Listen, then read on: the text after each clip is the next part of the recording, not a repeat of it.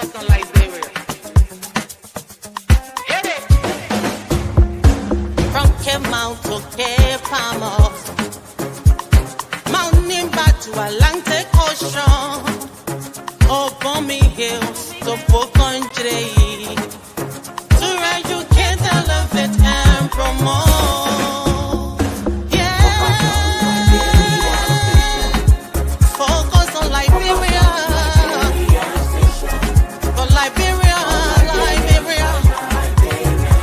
For Liberia, yeah, yeah, yeah, yeah, yeah.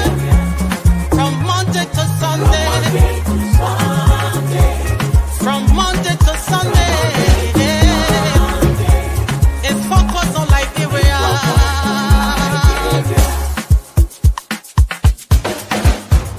Talk about home affairs. Hey. In Diaspora. Current affairs. Reliable information. History. Ooh. Talking about culture. Politics. Education. Entertainment. Business. Sports. Advertisement. Articulation. Focus on Liberia. Focus on Liberia. Focus on Liberia. From Monday to Sunday. Focus on. Hello, ladies and gentlemen. Welcome to another edition of On Point. If it's Sunday, it is 4 o'clock on the East Coast and 3 in Canada. It is On Point. As usual, I have some of the top brains with me. I have the real professor, a gentleman that studied the Quran in its truest form. So all the other stuff you'll be telling me where you come from, the mosque, you don't know what you're doing. We have the real scholar here that will educate us on issues relating to Islamic affairs. Diplomatically, he's already equipped as a diplomat, a gentleman who has served his country and willing to serve. Mr. Dukley, Honorable Dukley, how you doing there, sir? I'm fine, thank you, Gaiman. It's a pleasure to be here. Great. And in the great state of Houston, great city of Texas, Houston in the great state of Texas, where everything is big. Texas, everything is huge. Their meals, their roads, their teams, and their mouths, big. Mr. Tawo, how you doing there, sir? I'm doing good. I want to say hi to my fellow panelists and to our viewers. I'm glad to be here this afternoon to discuss the issues at hand in Liberia. Great. Already we got people online. I got Jefferson Day. Want to know what's going on the home front. We got Yvette Cephas. Happy Sunday to you, ma'am. You're doing very well here. Please do us a favor, share this show. Gentlemen, if you have this show in your chat room, share in our chat room. As you know, since the election 2023, our UP friends, they have reported this show over 100 times. So I cannot share. I don't even have access to my own show. I can't share. So gentlemen, please share the show into your chat rooms with everybody in your contact. Our friends, please share the show. Let's talk about the issues in Liberia. Before we go to our agenda, let's talk about current event before we go into our agenda. Honorable Dukley, if you were to read the newspapers in Liberia, what would the headlines read? Well, I think two things. You would be reading about the vice president's visit to the United States and all that have occurred since his arrival there, and of course not missing the fact that as you can see in one of the headlines, he had a very hostile reception in the United States. I'm pretty sure that headline will be very prominent right across the board. And the next thing we would talk about in a less intense way would be the issue with Speaker Kofa and the efforts that are now underway to resolve the sawmill at the legislature. If you were in Houston, one of the largest Liberian cities in the United States, I know, Mr. Tawo, you are now on social media. You don't get involved in our politics. You don't get involved with anything that has to do with current event because you say mostly gossip. But what are you hearing? What are you reading? And what are you feeling? Well, the things that I've been following is that in our country, that is pretty much like maybe 60 or 70% youthful population, there is nothing being done to kind of make them useful and to cultivate them. And it seems like they're trying to find their own way in whatever way is possible, but they're meeting all kinds of roadblocks. Confusing. 1 minute, you can't do this. Another minute, if you pay some money, we'll let you do it. And then they pay some money, then you can do it. And the country is on a time bomb, mainly when it comes to those kids, to the young people. The government need to find a way if they want that country to be stable so that they can be able to absorb these kids, so that they can be able to give them a sense of direction and to be able to kind of include them in the future of the country. Excellent. Well, ladies and gentlemen, do us a favor, keep sharing this show. Emmanuel Bro, thank you. This guy, Emmanuel, is an avid listener and supporter of this show. From the time, from our inception to where we are, he makes it his duty. So we got to recognize him for that. Please share this show. You know, usually when we develop our headline, it's the day before.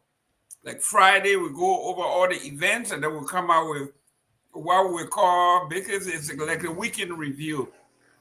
So there are times that our agendas are developed before the headline.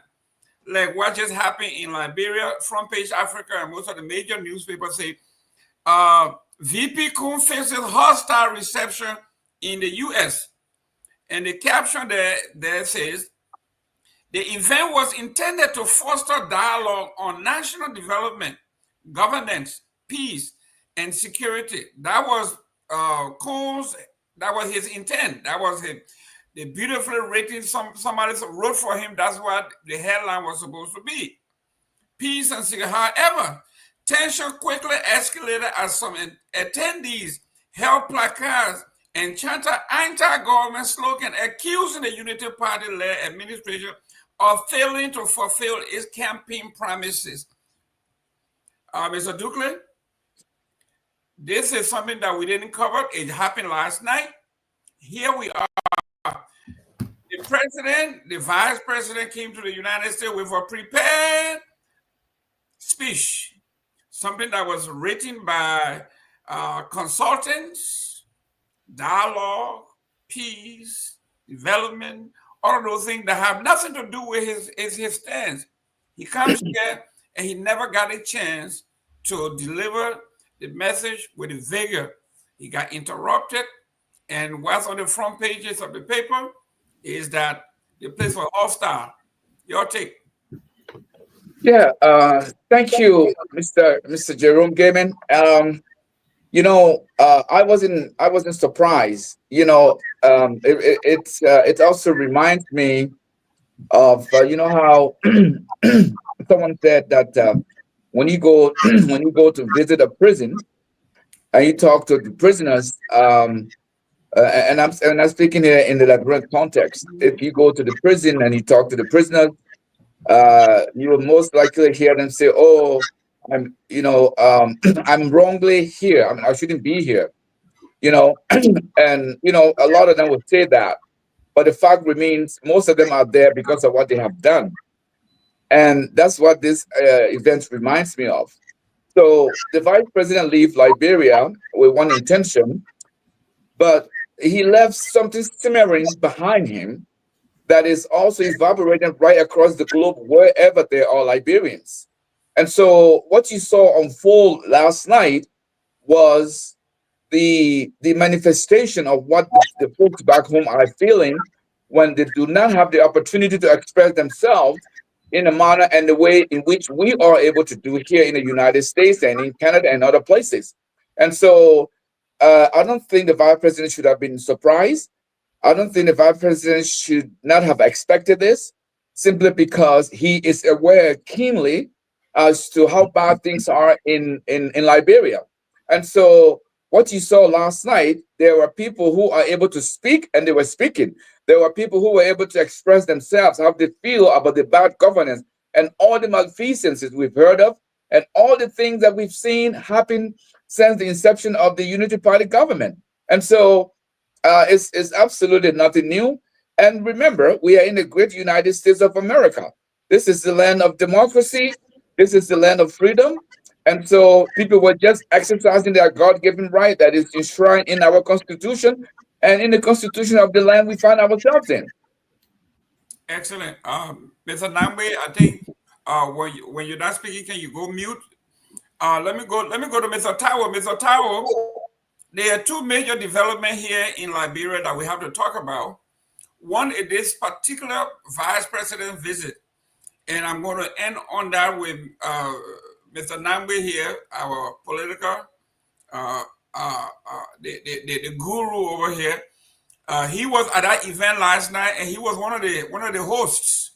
And you can see he looked bruised. So it will take me a while. I think back when what were you to you when you come from playing football? You brewed Koto, eh? Yeah, Koto. Yes. So Body King. yeah, when Koto crossed the ocean here, it became Bengay. So you take your time, Robert. Mr. Tawo. Yeah. Mr. You know, Tawo. that the Douglas touched on a lot of good points, and everything he said is just right. But there is one thing that I would want to stress is that the vice president came here with a prepared agenda to engage the diaspora, and he is not doing it because the people here can express themselves. No, the people in Liberia who are struggling, who are suffering, who are feeling the pain of the various governments, present and past, they don't show them any respect. They have no regard for the people. So they never even call them into a town hall. They never speak to them. They don't address any of their concerns.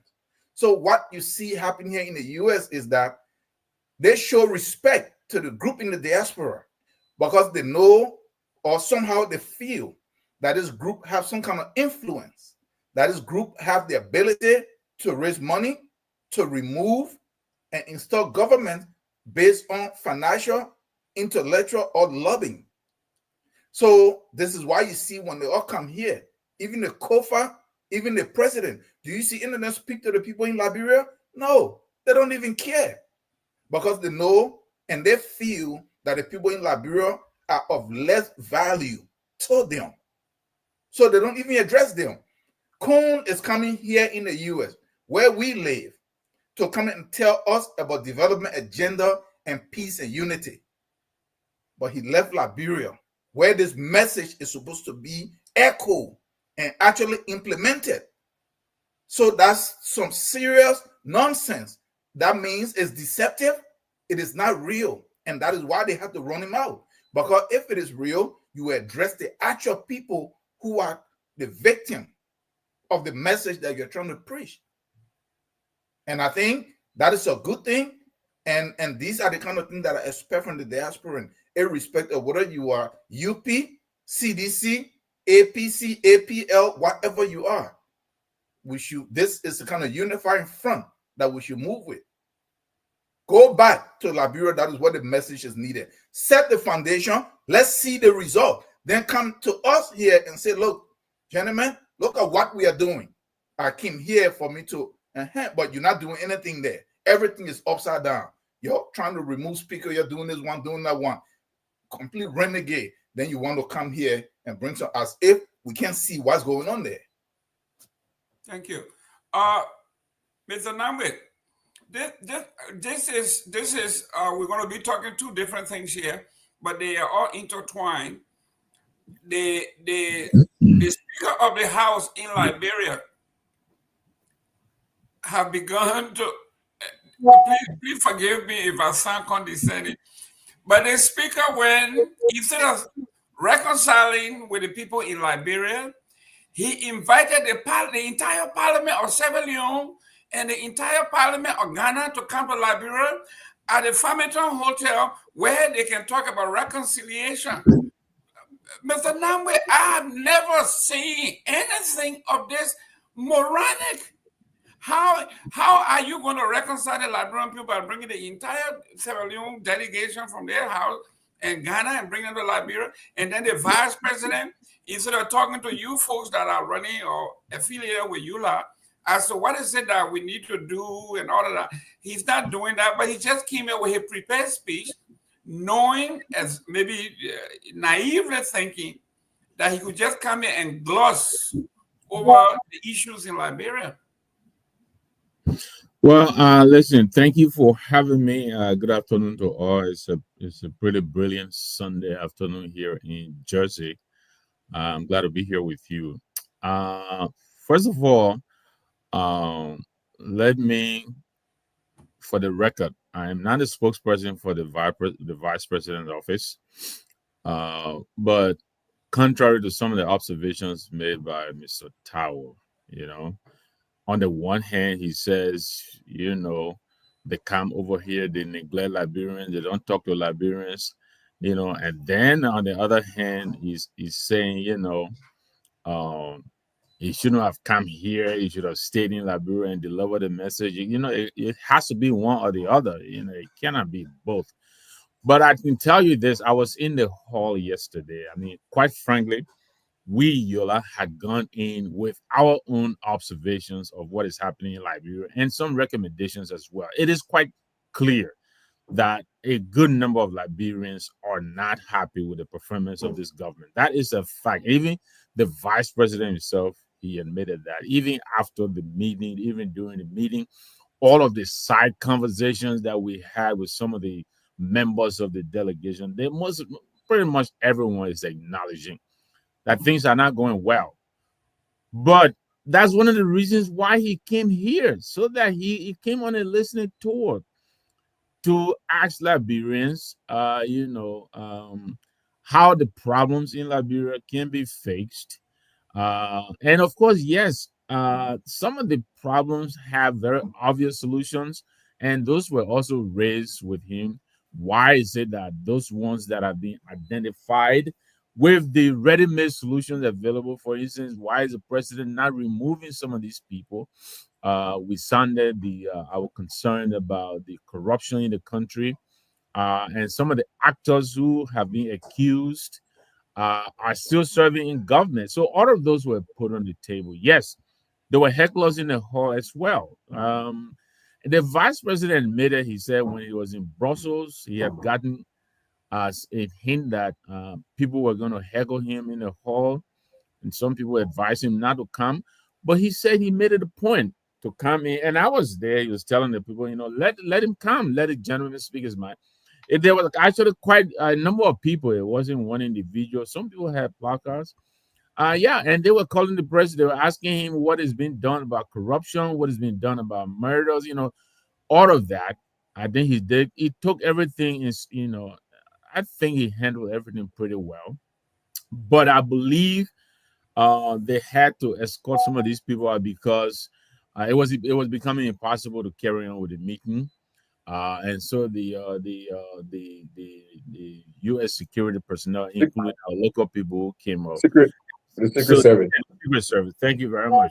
So yeah, they escorted them out. Even today, again, we just got home. My wife and I. He met with a Nimba with me, and he expressed again that he understands there's a lot of dissent about the performance of this government, but they are willing to listen and take in suggestions. And I think this is how the problems can be fixed. I think a shouting match, I think is good enough to the point where attention is being called. But once the people you are shouting at are listening, then I think you should be prepared to say what it is that you want to speak about. So we went there and presented a couple of things. We were concerned with the out-of-country voting. We want to be able to vote. The government of Liberia had expressed that we will be able to vote come the 2029 elections. So we reminded the vice president that we want to make sure that that happens. We also asked that they try to be more business and investment friendly. Right now, the government in Liberia is not investment friendly. A lot of people want to go home and invest. Even just this afternoon, there's a gentleman who talked to him, and he does business in Liberia. Right now, he has a $250 fine that he's paying here because of some bureaucratic bottleneck that was created by CDN and MedTech.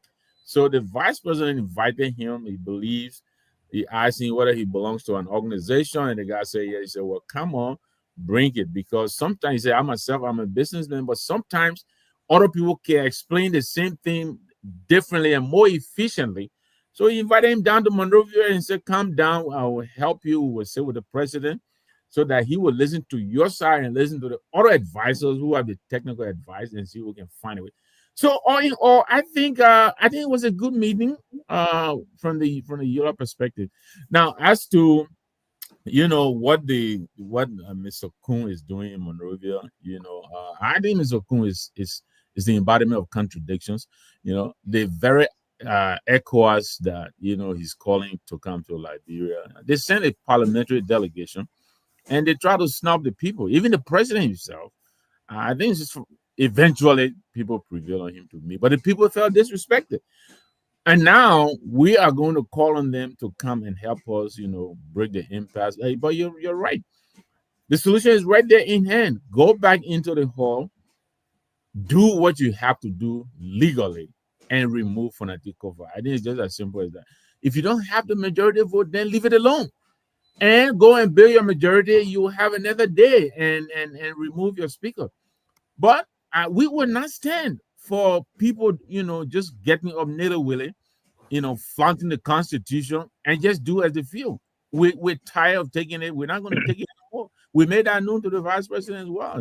There were concerns about you're not calling for sanctions and all that. And we made it clear we are not calling for sanctions on the government, but not yet. Well, not yet, but we are going to push for targeted sanctions, and those who will be found to be significantly responsible for perpetuating what is happening in Liberia, we think they should be made to feel the pain as well, so that there would not be a recurrence of this going forward. So those are the things we put to the vice president, and he listened. We'll follow through. Hopefully, we'll be in Liberia in April, and we intend to follow through with him as well. Even before then, we intend to follow through and make sure that our country is rescued from all of this distraction so that they can get on with the business of governance. Thank you. We want to say hello to Judicial Hart, David Flomo. These are folks that have been with us forever. Thank you for chiming in. Mr. Taiwo, I'm coming to you. You want to say something? Go ahead. 30 seconds. So look at what happened here. I don't understand what my brother Namwe meant by that it have to be one or the other that he's trying to disagree with something. What is he disagreeing with? In the first place, we don't have money in that country. They're wasting resources. This meeting coming here to meet here, it's a waste. That's country resources bringing delegation to come and meet with Yola, to meet with Nimba women. No, the problem is in Liberia. Let us be realistic and let's be frank. You think you don't know that what they're doing in the capital is wrong, and the people in Liberia have been calling for them to solve this problem there. He leave them there. They don't know that 22 million they say supposed to fix some road, that know that it was stolen. They don't know that they were buying bulletproof cars. They know all of this stuff, that they're taking all these salaries and they don't want to cut these benefits. These are the real problem. He don't need to travel over here, use the country's money, pay per diem to him and his friends, come here to discuss with who. But you see, this is the truth that I just said here, because they have no regard for the people in Liberia. They look down on them. They believe that the people in the U.S. have some kind of clout and influence, and that's the reality. Because what was the question he asked?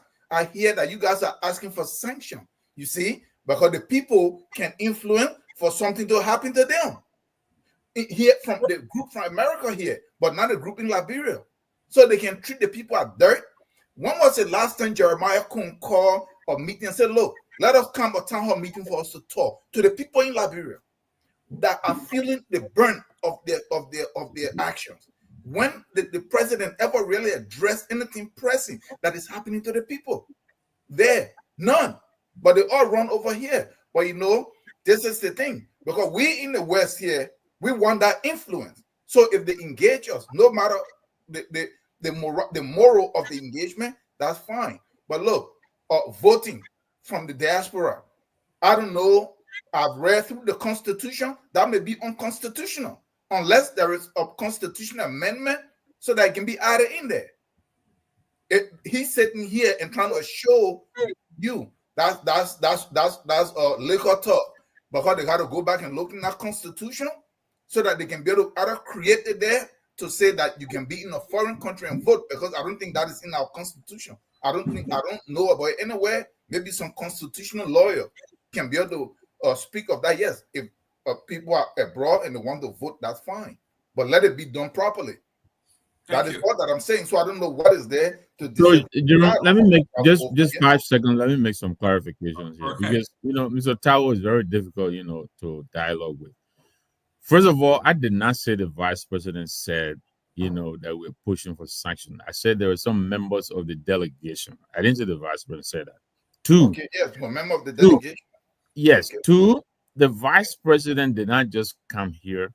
First of all, I think it is important that they come here to speak with us. I think that is even important. But that is not the only reason why he came. He came to attend the Power Africa Summit. He's trying to solve the problem of electricity. So it was a twofold.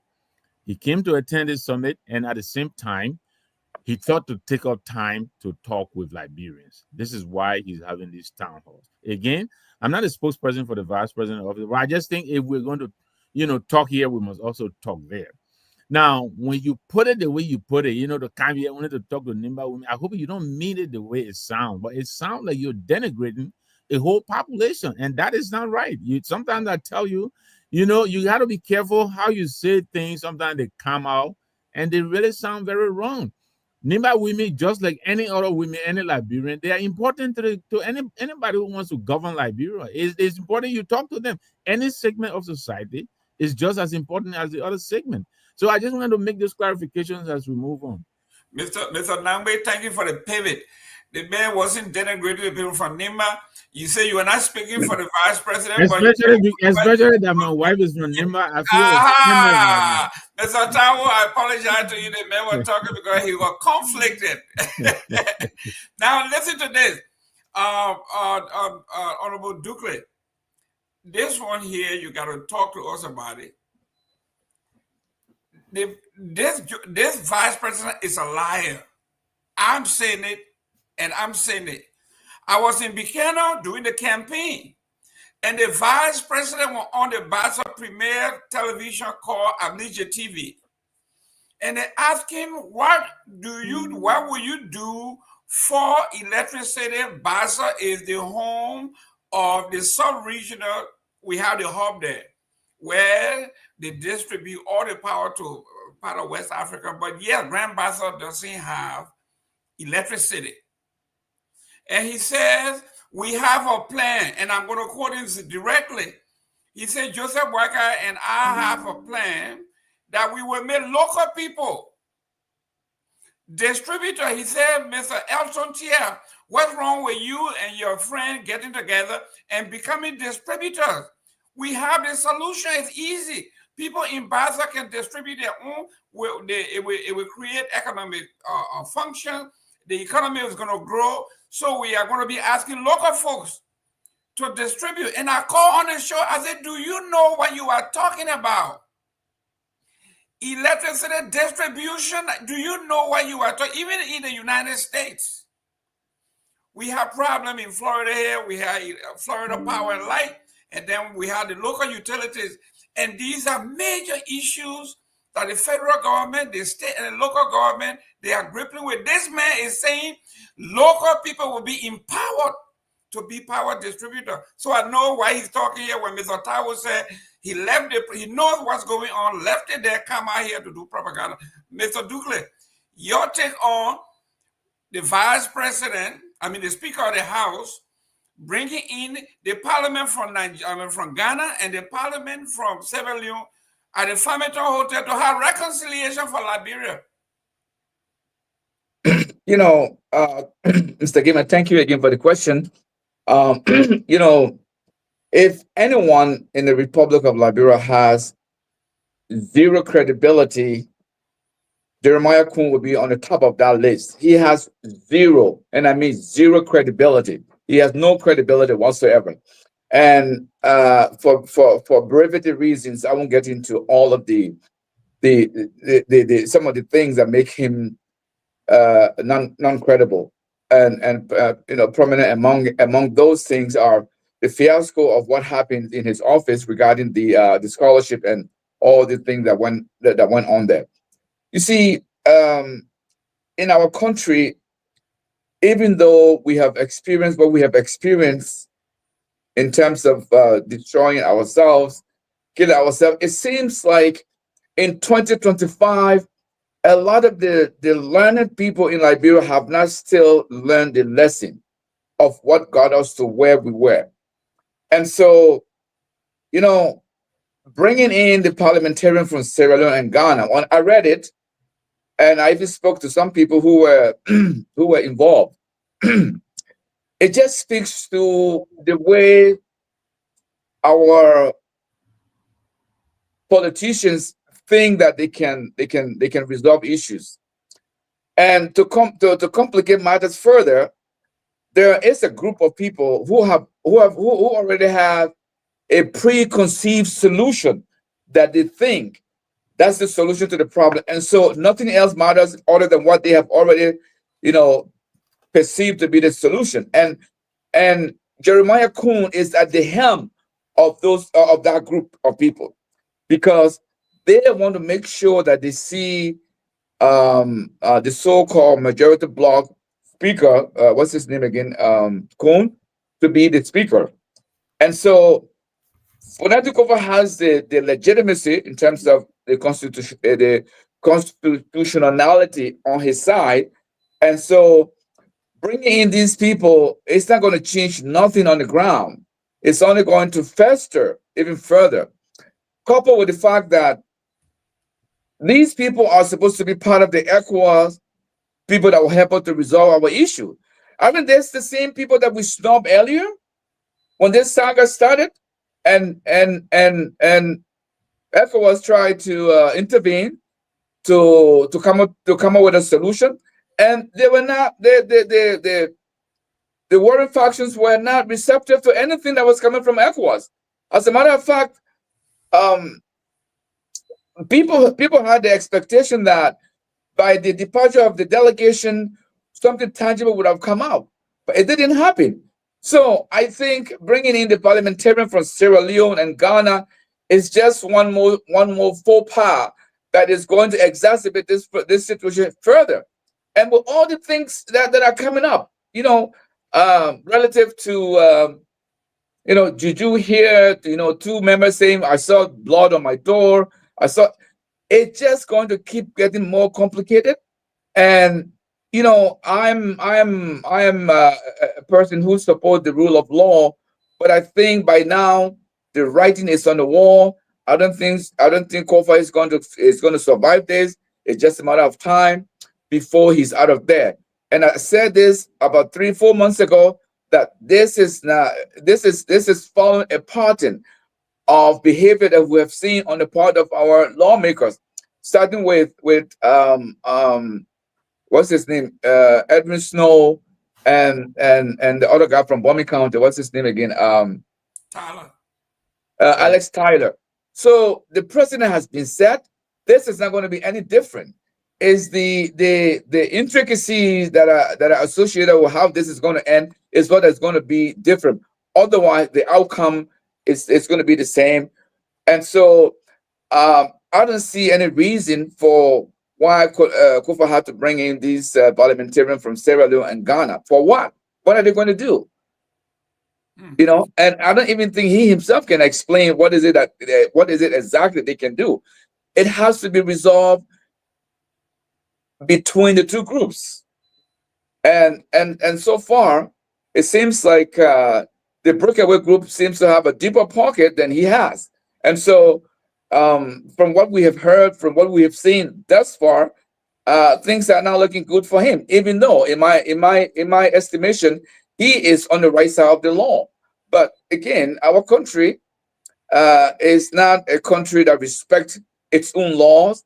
It's not a country that is keen to implementing its own law, especially so when people who are supposed to be implementing those laws, their interests are at stake.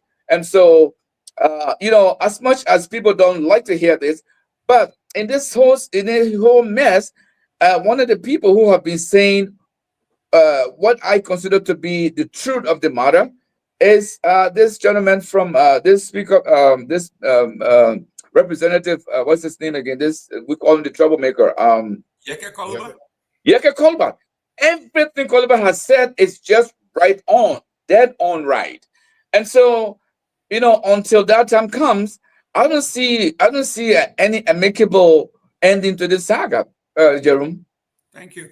Mr. Tao, you were very specific on the funding. The people are wasting our money here. As much as they don't like to hear it, is the fact. By you inviting the entire legislative body, the House from Sierra Leone, and the entire House from Ghana, and hosting them at Farmington, one of the most expensive hotels in the country, for reconciliation meeting. Who are you reconciling with? Are you calling the Liberian people, or you going to reconcile? I don't know. Talk to me. I don't know what is this. Look at what happened here. You see, I said something like about several months ago when this stuff started. Just like Dr. Dukley said, just like my brother Nangwe said, and even USA said, everybody else said, that constitutionally by law, Kofa is in the right? Because the 2/3 or whatever it's supposed to be was never obtained for him to be removed. But, and I was of the position still, is that I really don't care about Kofa, because Kofa himself was implicated in the bribery to get him to become the speaker. Kofa was implicated into being present when other speakers were removed, and he was part of the same clique. So Kofa have no moral ground. The same Kofa was sitting there that's supposed to have the interest of the country at heart. He was leading the charge for the 45,000 so that they can buy themselves vehicles when the country is in complete dire strait. So in some instances, in trying to defend the law, you end up defending the criminals. And for me, that's my position with this. So Kofa need to step aside and just go. He knows how to do it. They have no value. They have no moral in that house. So all of a sudden, he want to stay on some moral high ground.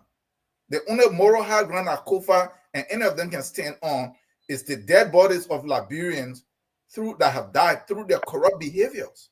That's the only power they can stand on. So let him step away. Let the country move forward. And at some point, just like that Dukley said, that the precedent already been set by Ellen. I know you put it rightly, and I've been saying this, that everything that is happening in that country, Ellen laid the foundation. When she had the opportunity, when everything was broken down to zero, just like Rwanda, and she was supposed to set a very good foundation that was going to make the country succeed, the old lady messed the country up, created all kinds of stuff. And then she had the audacity to be speaking last week or somewhere about bad governance in Liberia, as if she's not the architect behind it. You see? But look, to end with this, bringing people from Sierra Leone or Ghana, this is where we ended up, right? Because this is the same making of Ellen. What was the greatest thing we heard every time? Let's bring in our international partners. Let's bring in experts from abroad. Let's bring in international community, because they've told the Liberian people that somebody that is from somewhere else have superior mind. And so they told our people that the moment we point to abroad, fall in line because they always right and they know what they're doing. So Kofa now can't pull from America, from Europe, or from anywhere. He's pulling from the neighborhood, right? So it's the same thing. So now that's supposed to carry some kind of weight.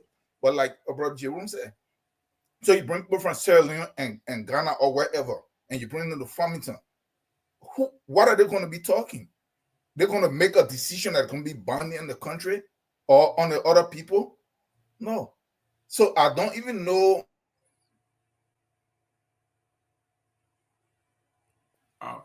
Yeah, okay, yeah, I'm back. Kofa is desperate, trying to still hang on. He should let this go. None of them legality or none of this stuff, none of them follow in our house.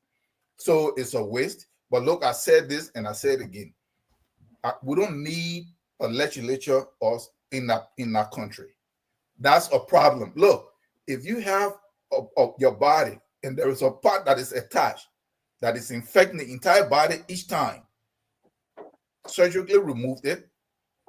If you can preserve it, at some point when the body heals, then you treat that stuff and you recondition, you restructure it, and you put it back. Maybe we should look at this. I was looking at the numbers. If you remove dissolve them, let's look at something, do some constitutional amendment. You have the judiciary and the executive. No guys don't write no bills, they don't pass no laws. What is the main thing that they're over there for? Budget concession. That's the two major stuff. Guess what? Let us run a pure democracy. Representative democracy in Liberia is corrupt. If you want to pass the budget, now put it for referendum. Let everything be listed. Put in there that NSA is getting 20 million and that the counties are getting 50,000. That the president's office is getting 40 million. That road is that agriculture is getting 1 million, and see if it will pass. Guess what? That is pure democracy. Let us run it that way. Removing these guys in 6 years, you can recover almost $1 billion. Thank you. Just from the money that they waste, that they looting, and you can invest it in the country. Mr. Nambe, let's close on this and then move on to the next one here. When you're talking about the administration is saying they are strapped for money, and yet in the same breath, they are bringing, you didn't do your homework and the first lady is bashing you. That's how I told you before you come on this show, Mr. Nambe, you got to do your homework so your wife can leave you alone. But I'm here. I'm fully here. I'm here. Okay, so here we are. We say we are cash strapped. USAID just caught about 51 million. We are all over the place. And this purported speaker has the audacity to bring the entire house, they call them MPs from Sierra Leone, and the entire MPs from Ghana as it gets at the Farmington River Hotel for reconciliation. Number make this make sense to me. So who is he reconciling with?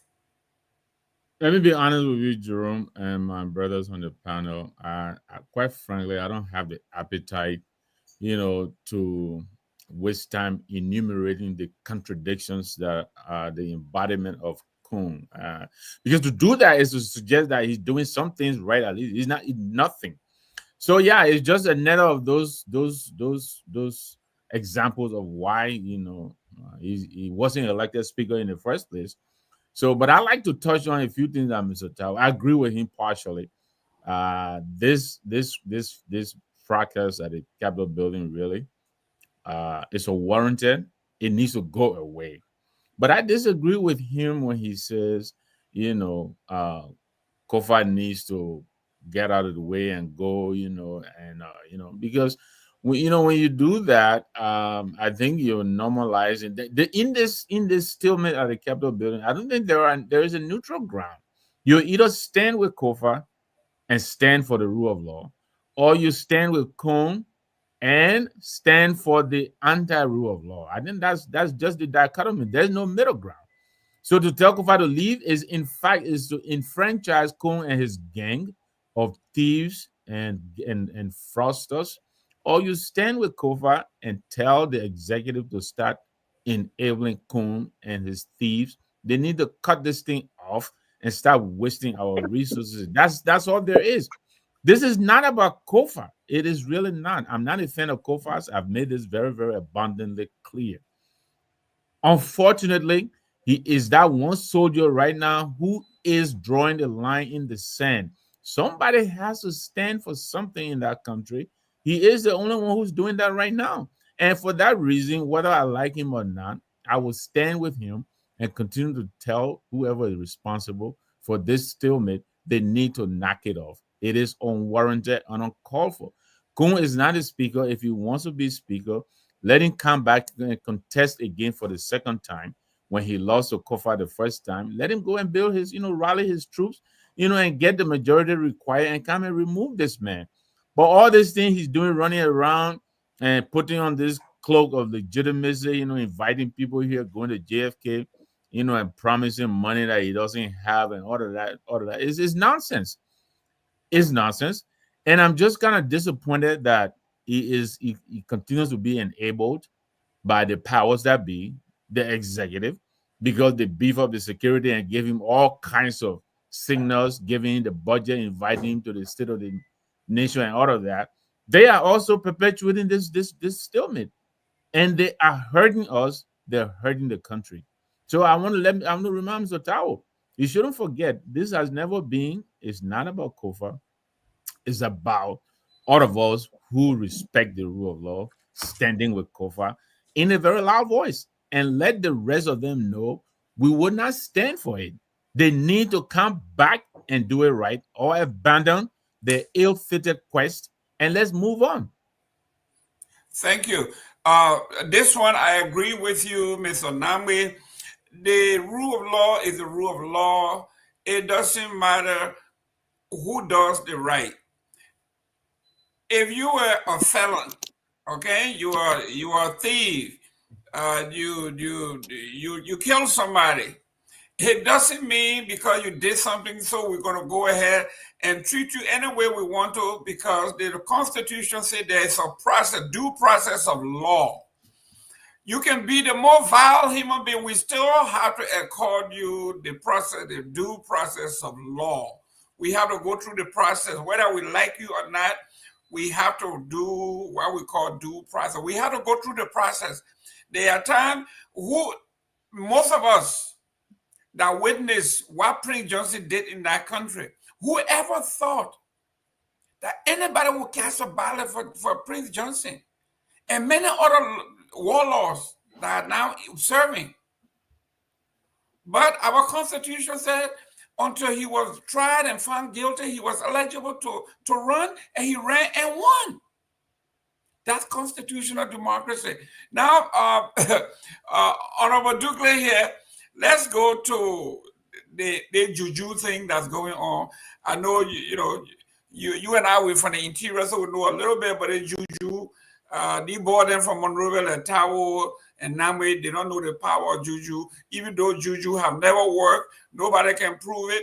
My grandfather used to tell me that the Bassa people used to fly, they can fly. So the question to Bassa people is, why you're wasting your time at the U.S. Embassy asking for visa? Just fly over here. Why are you wasting your time at the embassy? You say you can fly. Just fly. Don't go out there. So here we are now.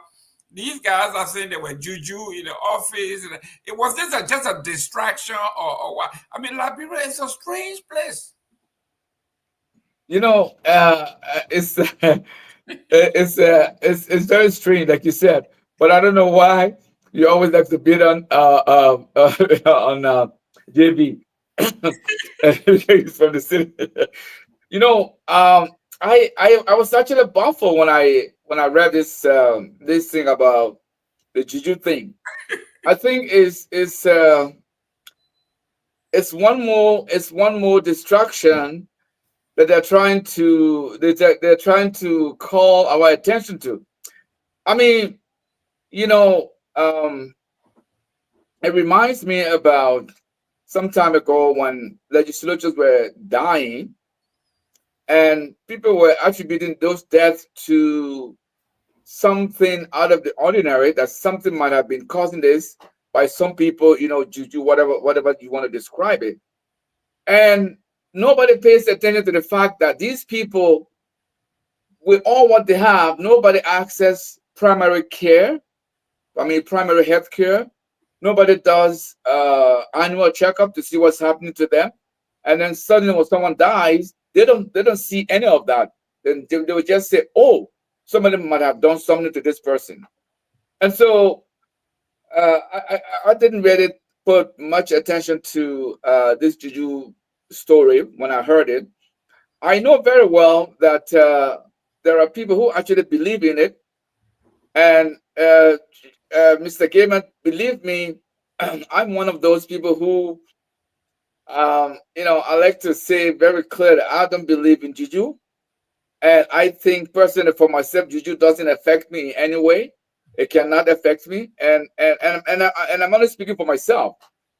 And so it's just one more ignorant thing that I heard from the lawmakers, the two lawmakers who were claiming, and the second guy said he saw blood on his doorknob or something like that, some stupid thing like that. And then so what? It could have been anything. It could have been anything. If they're very, really, really serious about this, like somebody was commenting online, somebody said, if you lawmakers are serious about this juju thing, bring in closed circuit cameras, and so you can see everything that is happening. But you are so concerned about lining up your pockets, you don't care about something that is going to bring security to everybody. So the story of juju, I don't weigh it to be anything important. I think it's just one more distraction in the saga. And you can see from I don't know, whoever wrote that story in the paper, you can see from the way the story is written, even though it wasn't clearly said, but you can see that they are leaning to blaming the other party, And so, and again, we've seen and heard lots of things, somebody coming up confessing that he was told by this side to do X, Y, Z. We saw all of that. We heard all of that. So why is all of this coming out now? And we know for a fact, it turns out that half of the story that we're being told is not true. But people are just trying to implicate, each side trying to implicate the other side. When the truth of the matter is, we are having a true and a real constitutional crisis. JV said something earlier, I think is very important, which is, you might not like Kofor for whoever he is, but on this particular issue, he is in the right. He is on the side of the Constitution. We shouldn't lose sight of that. Forget about all. I mean, he himself as a politician, he's not any cleaner than anybody. But with that said, we should also admit the fact that Constitution is on his side. And for that reason, we shouldn't just toss it out on his side. It just speaks to our inability to follow our own rules. And so the vice president and the president of the republic, they have all come to empower this renegade speaker, and they've done all the wrong and illegal things that have empowered him to make him feel as if he's legitimate. He's not legitimate, at least in the eyes of the Constitution. So, Mr. Jerome, don't get sidetracked by this juju story. It's just one more plot in the childish way, the way our legislature are handling this crisis at the legislature. Well, thank you for saying that, because if anybody will say it sounds like liquor talk, that's the guy who said the Supreme Court justice was talking liquor talk. He's the one talking about the juju. So I think the Supreme Court justice should call him and say, who really talking the juju, the liquor talk? Because that sounds like a liquor talk.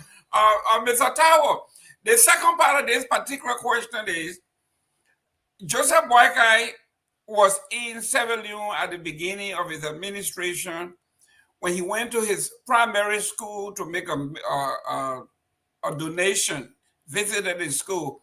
And one of the guys in the media pool from Sierra Leone, I want to believe so, asked him, what was his take on the wrangling in the House of Representatives while he was abroad? And he answered, not verbatim, but he said, it is a regular or usual legislative process, the wrangling. It will be settled by itself, or they will set it up. They will settle this. And now, within the last 48 hours, something happened.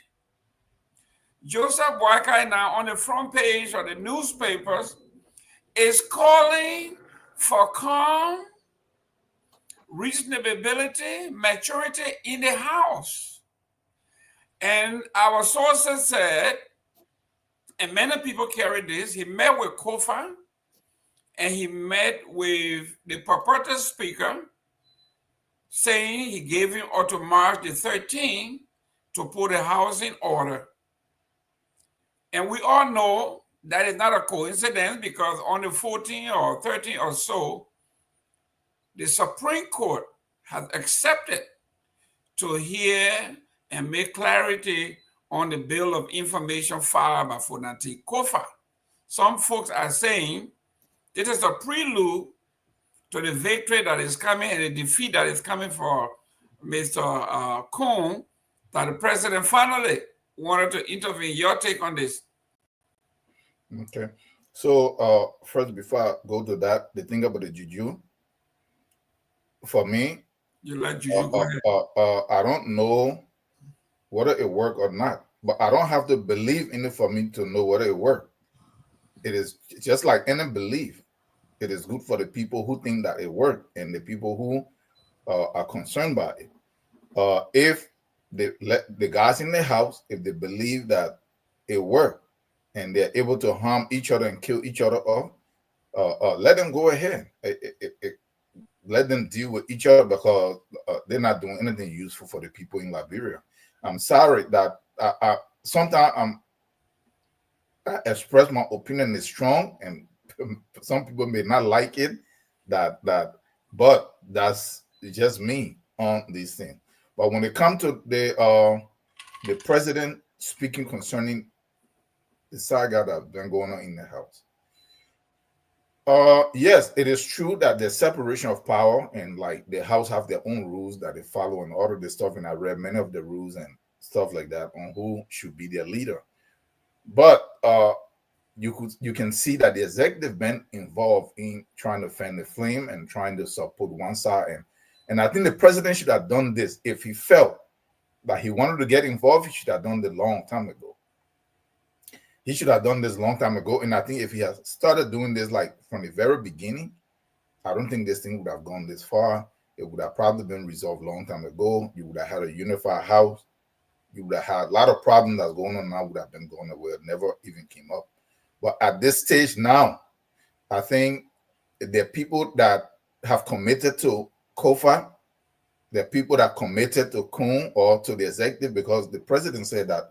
I mean, the new speaker or appointed speaker, what did he say? That he is speaker of the regime.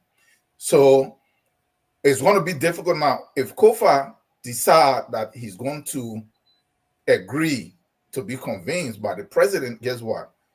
The people that have been diehard behind him, they put their own comfort and everything on the line.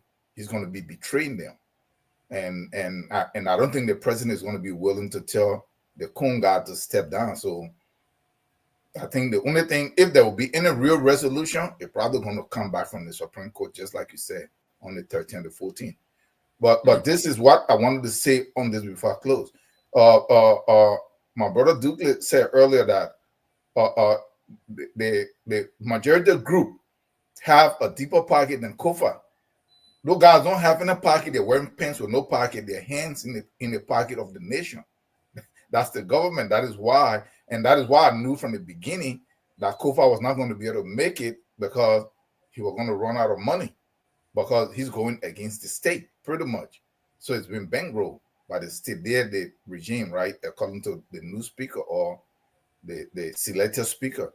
So that's pretty much what I have to say on that. I don't think anything is going to come out of it unless the Supreme Court rule, if they rule. And I think if they rule, I still think there will be some wrinkling still, because is the Supreme Court not going to come back and say, now, you know what, majority black, you are wrong. And the Supreme Court is really not able to rule in that way. The Supreme Court, because look at what happened here. This is what I said here, and people, we need to look at how the laws are written and our Constitution is written. A lot of things are vague. The Supreme Court is not able to compel this legislature for them to reverse into this stuff. It already said it. Both of you are in the wrong. You'll go back and settle it based on your own rules. So it is only these guys that can settle it, and each group holding their ground.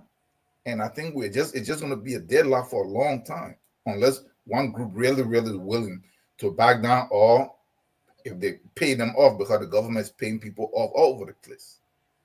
Great, thank you. How are you? Mr. Nambe, here we are with the Supreme Court.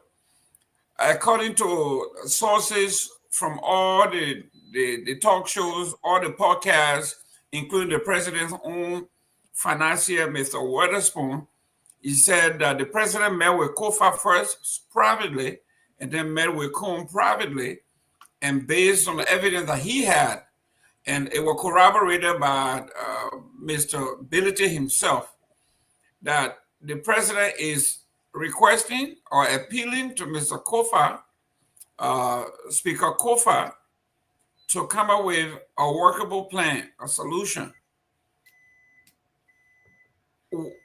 When in negotiation, you negotiate from the position of strength. Now the president have actually seen that he Mr. Boakai, is negotiating for a position of weakness. Kofa is in the driver's seat. What do you think going to happen here? Well, look, first of all, let me inform you, Jerome Gaiman. I grew up in Barobo. I did not leave Barobo until I was about 13 years old. My first residence out of Barobo was in River Bay. I'm not sure you're familiar with those parts. Then I moved to a hospital camp in Plebo before I came to Monrovia. So I know a lot about I know a lot about Juju. That's right, fighting people.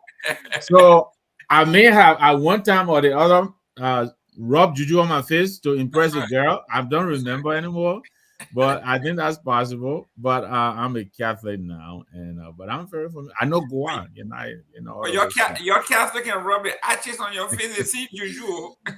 So, but if it would take Juju to make Fambule and what's the other guy's name who was crying foul? If that's what it would take to dissuade them from this path that they are on, then let it be.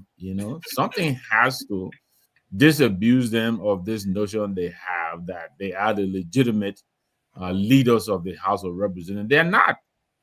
They're frauds.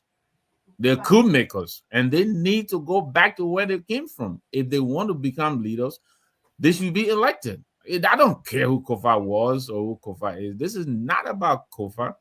This is about upholding the rule of law. And I disagree with Mr. Tao here. The Supreme Court could have made it clear who is in the wrong. Because the fact of the matter is, ever since October 17, Kofa has done nothing except to assert the fact that he was legitimately elected. He should be legitimately removed. The only people who have made moves have been the 43, the regime speaker. They have set up committees. They have tried to recall people from ECOWAS Parliament. They have passed a budget. They have gone to Ghana and represented Liberia. They have gone to Morocco. All of those things they're doing are illegal. So the Supreme Court could have said who is illegal. Yeah, they can't compel them to sit under the gavel of Kofa. I get that. But they could have been clearer on who is in the wrong here. To say that both of them are in the wrong, one is not doing anything. The other is all over the place. What is the wrong that Kofa has committed? Nothing. So they themselves, they have compounded this problem. And I hope come March 14, they will be much clearer on who is in the right or who is in the wrong. And what's his name? Oswald Tuwe needs to go back and recant his misinterpretation of the Supreme Court ruling, because he authorized this government to go ahead and give the budget to Kuhn, $880 million passing less than 2 hours. Where does that happen? Where? This is the crux of this matter. So that this government can spend money in ways they want. Legislature call for hearing a $3 million budget. They give them $13 million. Where does the $10 million go? Because the $10 million comes out through the back door. We're not children. We all know that. These are the things that Kofa was standing in the way of. Ironically, Kofa himself had begun to sound more UP than he was sounding CDC. So I don't even know what this is about. It's just a waste of time, a distraction. A distraction. And this president, I maintain, he has the capacity to bring this into an end. And he should do so. We should all remind him every opportunity we have that he is the one who's prolonging this matter. It is within his purview. There's several things he can do. Even the former president, Ellen Johnson herself, has expressed her frustration over this artificial stalemate that is occurring in the legislature. All because a certain group of people want to steal our money and they don't know how to do it. They bring the distraction and put him in the chair. He go to JFK and promises $20 million. Where's he getting $20 million from? Where? Where? Thank you very much. Mr. Dukley, we got 2 minutes on this one here. The part of the heat that Joseph Walker is feeling is the ECOWAS Parliament categorically rejected whomever it was that came from the purported house. The folks made it clear, we are not going to get involved into your internal wrangling, but legislatively, constitutionally, we recognize who we have, and they are going to serve their term. And that means whoever is there calling himself, the letter that was written, in fact, the letter was so dubious, it didn't even come from the speaker. The purported speaker made his, either the secretary of the house or sergeant at arms to write the letter, and it was soundly defeated. Honorable Dukley, this is within your purview. Yeah, and you see, every legislative protocol was violated. And again, I think I don't want for us to lose sight of the fact that all of these things that the breakaway or the renegade group and Kuhn is doing is been encouraged and supported by the president and his vice president. As a matter of fact, there was speculation. I don't know how credible is that speculation that this whole Kuhn thing here actually was initiated from Jeremiah Kuhn's office. Now, I don't know how credible is that speculation, but you saw immediately the sergeant, what's he called again? Whoever wrote that letter tried to retract it, simply because the violation of the protocol was just so flagrant that I mean again, there's something called best practice in parliamentarian in the parliament. There is a protocol and a procedure as to how to communicate. Now, again, you have to remember that this Kuhn, who is now being purported to be the speaker, was received or was recognized in a way by the president himself when he was trying to present the budget. Now, that was also a clear violation of the Constitution. As far as we know it, and as far as we can assess the way things have unfolded, Kofa remains the legal, legitimate Speaker of the House, because, again, the provisions are so clear, black and white. Again, I don't want to spend much time talking about Kofa, whether he's a clean politician, he's a corrupt politician. This is not what we are talking about here. This has got nothing to do with Kofa as a politician. This has got all to do with him as a speaker, and whether he is the legitimate speaker or not. And in the eyes of the Constitution, He is, and he must be accorded every courtesy that is associated with this office. Now, that is if you believe in the rule of law. That is if you think that the Constitution must be followed.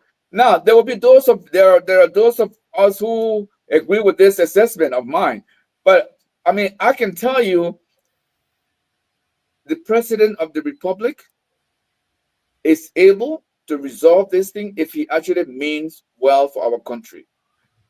The breakaway group, as hard as they have tried, they have not met the threshold required for legitimacy for their speaker, and that's not in dispute. So now I just hope, my hope is that the new deadline they have set for themselves, I hope they will be able to come up to they will be able to come up with some amicable solution that will end this this stalemate at the house. Otherwise, I mean, it's not good for Liberia. It's not good for the Liberian people. It doesn't bode well for us as a nation that is almost very soon will be 200 years old. I mean, what is wrong with us? You know? Good. Guys, we're running out of time here. Let's go to the next one here. And I will start with you, Mr. Nangwe, on this one. You see, the people in Liberia, the politicians in Liberia think that the Irish people are stupid. But the Irish people are turning this logic on its head. The motorcyclists have been abused, they've been beaten, they've been killed, they've been stopped from applying the roads of certain parts of Monrovia. So they now have decided to take on this government constitutionally in the court of law. So they have taken the government to court for violating their right, freedom of movement, and the ability to feed herself. Mr. Nangwe, you have a bone to ground here. Here we are. Is this a right move or what? Yeah, I really think the way it is being handled, I hope that they'll go back to the drawing board and look. As I was getting ready to come on the show, I was looking up, what other countries have done, to accommodate the motorcyclists, from Indonesia to even sub-Saharan Africa, Burkina Faso, Togo, even Tanzania. The motorcyclists, are offering a lot to the economies and to the populace. One, because the ease with which they access difficult to access areas. Look at the roads in Liberia. As soon as you leave the main road, and you get off the street, the car can't practically go anywhere else because of the dilapidated roads we have. But those motorbikes, they take you where the taxis used to take us. They take you to your house. So they're offering revenue to proprietors. They are offering income generation opportunity for the riders, and they're also offering service to the population. They get you places quicker and easily. So what others have done, and I understand, I think in Togo, when they earlier brought them in, about 70% of traffic fatalities were from the motorbike, but they have figured out a way to get around this. Some people have actually built special, they call split lanes, where they confine them and they can get in and out of traffic very easily. We need to think about that. We need to think about safety, appropriate helmets. We need to think about sensitization, bring them in, train them on how to operate their bikes safely in traffic. I think they need to productively engage these people because, look, the studies are from 2010, there were about 5 million in sub-Saharan Africa. By 2022, there are about 27 million riders. They're here to stay.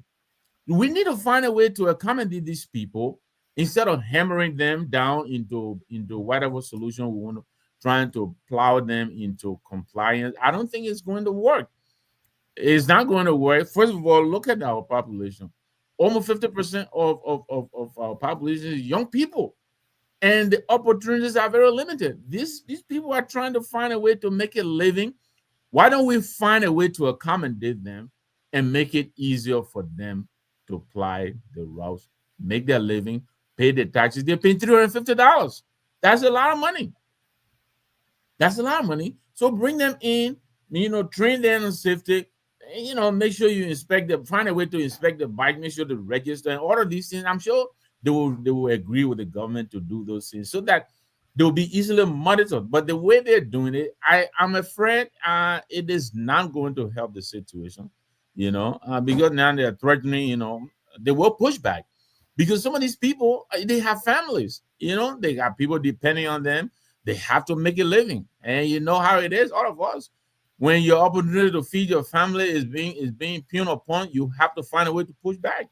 So I will urge the government people, to find, I think they should rethink the way they're approaching this thing, engage these people, help them understand safety and how to, operate and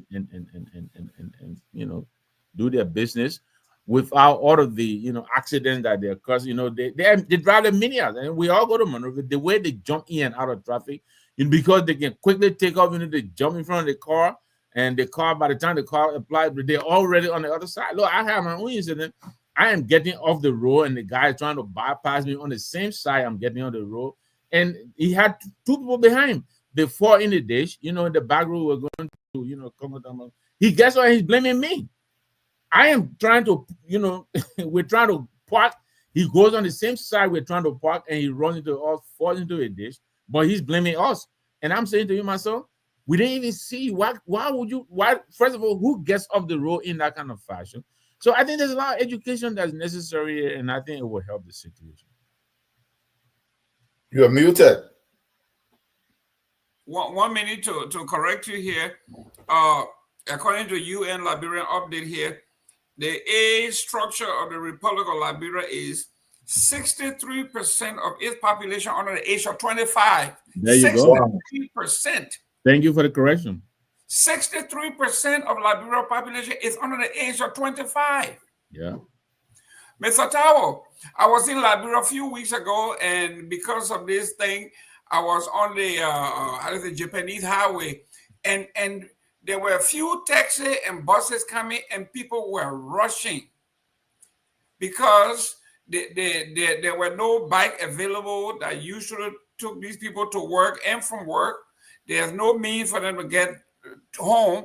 And when these car pulls up, you see professional people, women.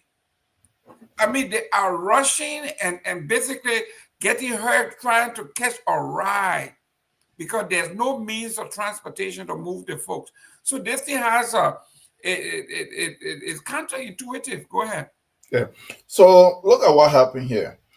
A lot of the problem that is going on when it comes to this transport stuff is failure of the structure and of the government. The demonstration that the kids are having, that the young people are having, is on two different fronts. First, I'm of the opinion that the bike's too risky. I was in Liberia when and I stayed there for a whole year.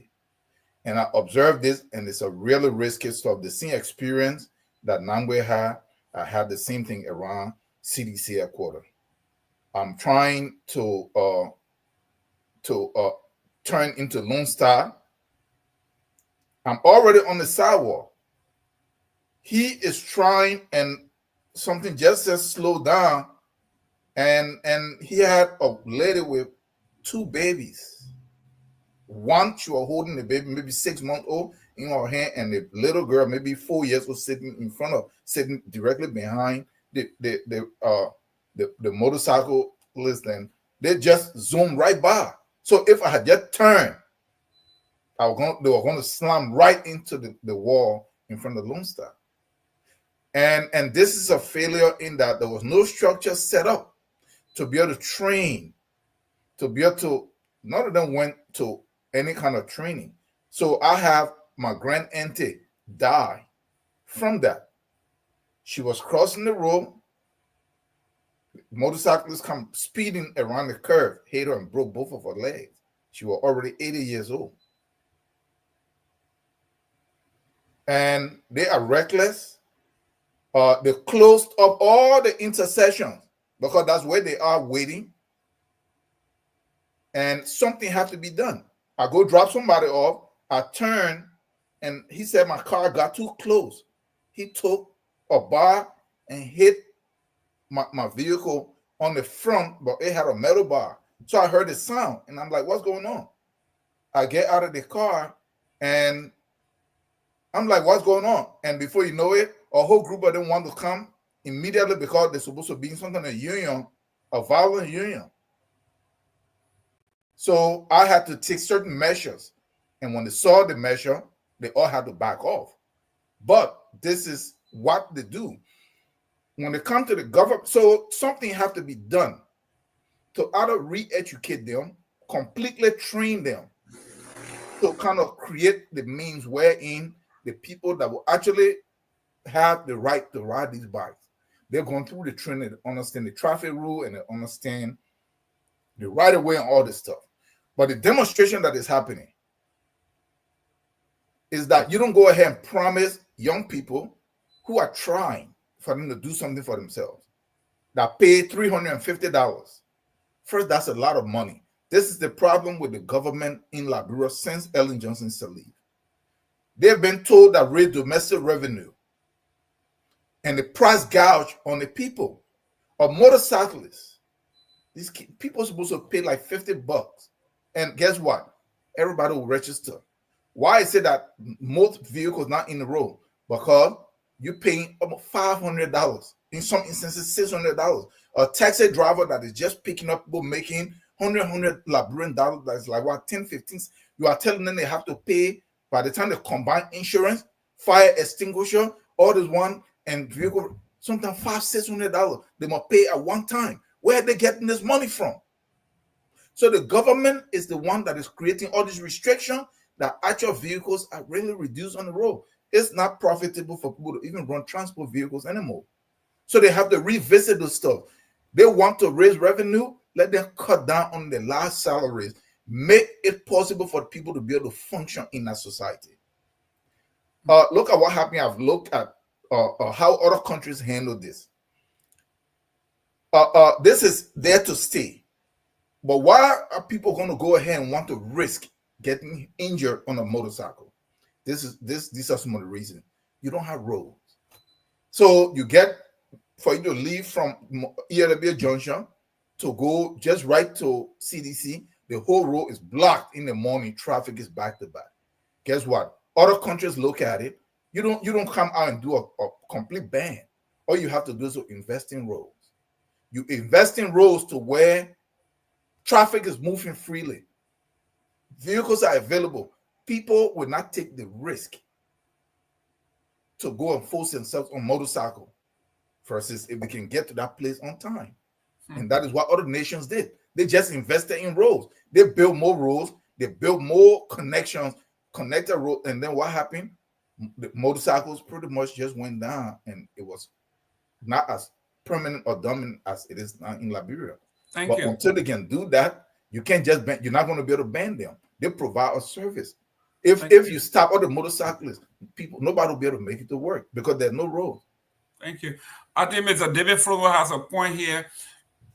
Before you stop the phone, you got to at least provide an alternative to the people, to the public, and to the folks who are actually earning an honest living. You grab the bikes. The man pay $700, $800 for his bike. Then he pay another $500, $600 to have it registered.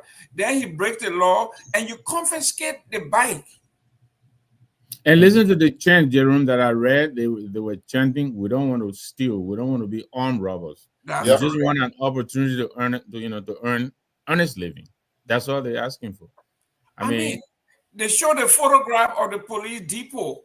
They have over 500 bikes. And a gentleman, a businessman out of here, out of America, saw his bike, and he took the picture and circled it and said, "That is my bike that they took from me. I'm not a motorbike rider. I'm not a commercial guy. I'm a private person that riding my bike. They just took my bike and confiscated it.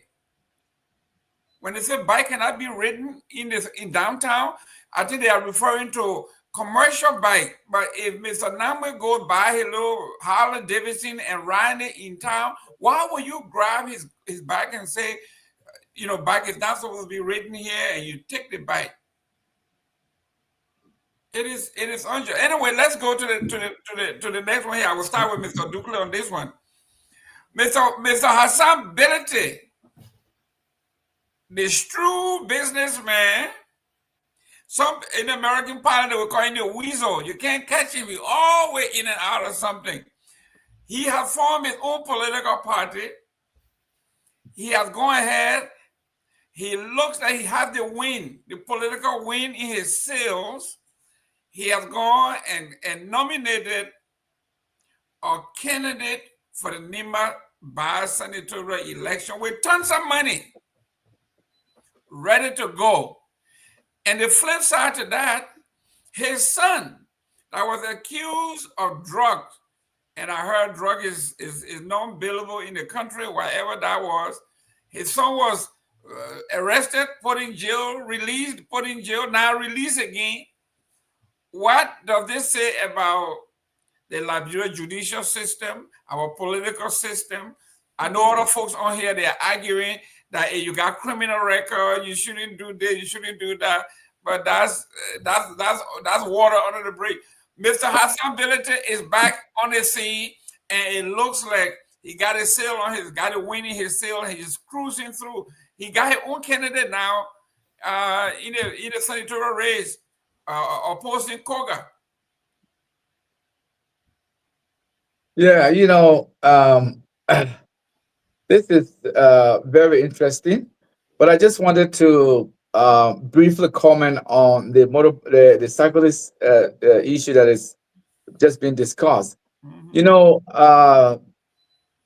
I think up to now, the Liberian government has not recognized the essential role that the bikes rider play in our transport system. And so they are still treating it as if they are not essential. But you have to take into account that they have now become a major part of our domestic transport, particularly in Monrovia and around Monrovia.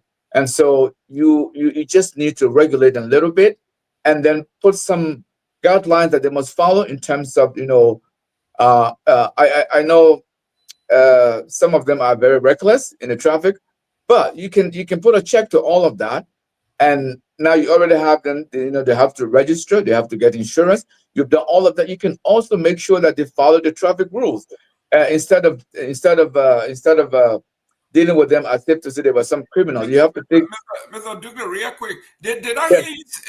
Did I hear you say they are reckless Yes, and they should follow the rules? yes. So what's up with the lawmakers that form their own tail lane? Well, again, that's the you know, that's the $1 million question. I must say, because the lawmakers themselves are the chief lawbreakers. You know, the one way road, they're using it two ways. But again, because this motorcyclism is very essential, and it touches almost everybody who lives in Monrovia, and so you know, we need to do something to support them.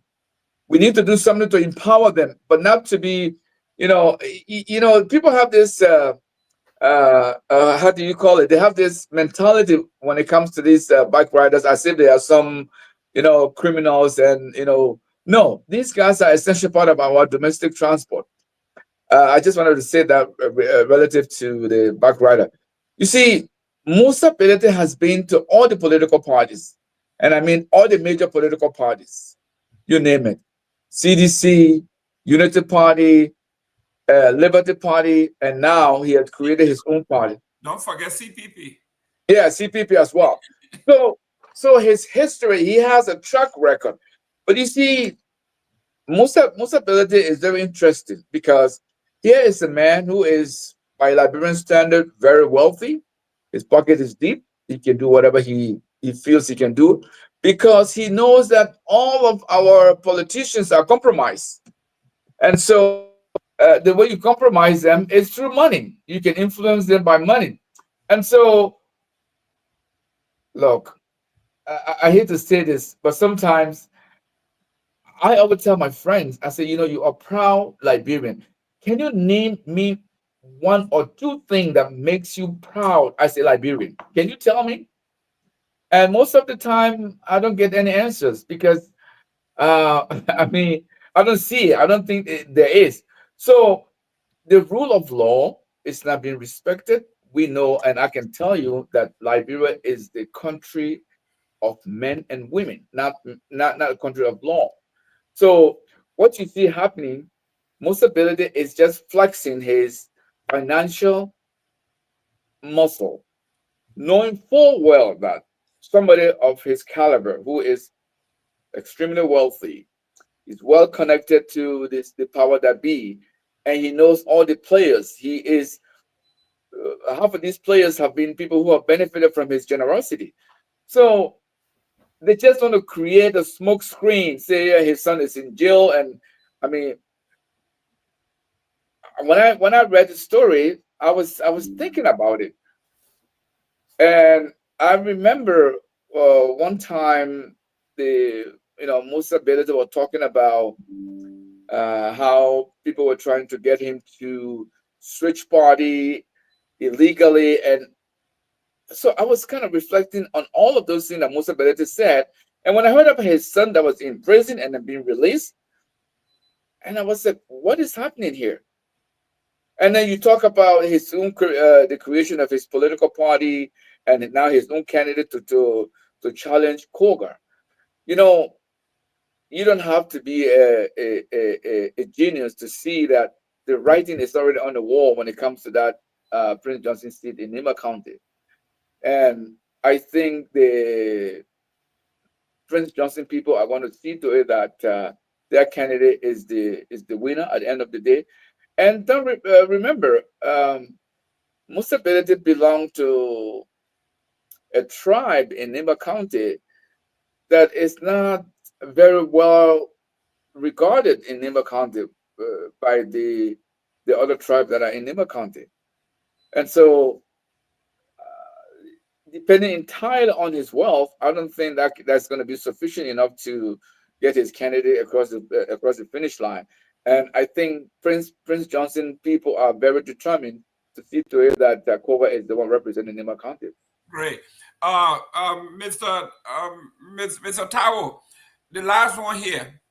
The Supreme Court have put a stay order, okay, on the Tour case.